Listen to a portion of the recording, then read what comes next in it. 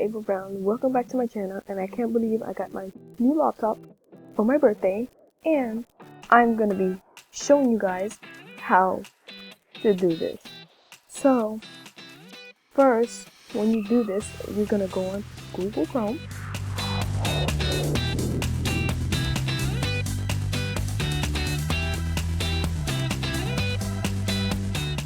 Okay, let's do that.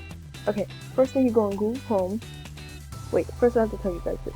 First when you go on Google, before you go on Google Home, I'm going to show you how to get BlueStacks and The Sims.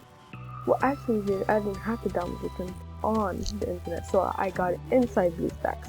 So, I'm going to show you guys how to get BlueStacks. Okay, let's see what we're going to do, how to download BlueStacks. When you download BlueStacks, you don't have to put it download. All you have to do is go to App Player. So this would have to be hard for you.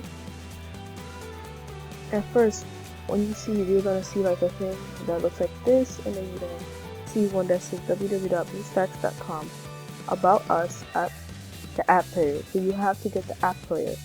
You must get the App Player. So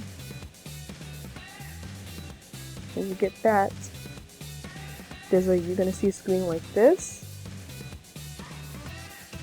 and you're gonna go down to download App Player, and it has to be on PC. I don't think it's supposed to be phone, so I don't know.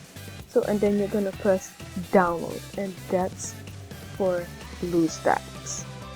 So for Sims, when you download BlueStacks, when BlueStacks is done downloading, you can just type in.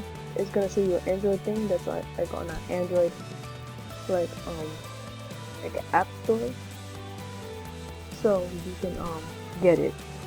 So just type in Sims Mobile, and yeah. So that's how you get Sims Mobile on BlueStacks. So I have to show you how to download BlueStacks. So that's how you get Sims Mobile on BlueStacks.